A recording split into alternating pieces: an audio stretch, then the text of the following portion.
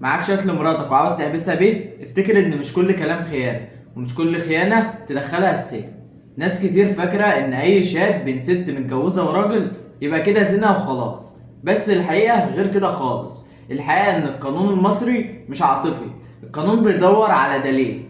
خليك معايا وركز. القانون المصري هنا فرق بين شات عادي وشات مش عادي. طب ايه هو الشات العادي؟ الشات العادي يعني كلام عام، هزار، مجاملات، حتى اعتراف بحب من غير تفاصيل جسدية. فالقانون هنا قالك ده مش زنا، قالك كمان ان دي مش قضية زنا. طب دي ايه؟ في القانون ده قرينة ضعيفة. طب امتى الشات يبقى مش عادي؟ الشات يبقى مش عادي لما يبقى فيه وصف علاقة جسدية، مواعيد مقابلات خاصة، اعتراف بعلاقة كاملة، صور او تسجيلات خادشة، او اتفاق على مواضيع الزنا.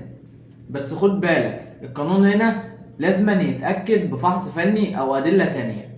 طب حد يسألني يقول لي يا أستاذ أنا ينفع أطلقها؟ فهو أكيد ينفع تطلقها وبسهولة كمان، حتى لو الشات مش زنا أو القضية اتقفلت تقدر ترفع دعوى طلاق للضرر. طب ليه؟ لأن في هنا حاجة اسمها إخلال بواجبات الزوجة، المساس بالشرف، سوء العشرة. والشات هنا بيبقى دليل قوي على الضرر حتى لو مش زنا. طب لو ثبت الزنا رسميا ايه اللي بيحصل؟ لو المحكمة اقتنعت وثبتت الزنا، الزوجة هنا بتتحبس من 6 شهور لسنتين. كمان بيسقط حقها في النفقة، وبيسقط حقها في نفقة العدة، وبيسقط حقها في المتعة، وغالبا بتخسر الحضانة لو ثبت عدم الأمانة الأخلاقية.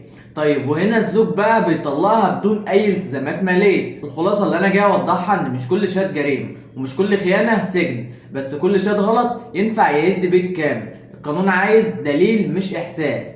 فأنت قبل ما تفرح بالسكرينات اسأل محامي.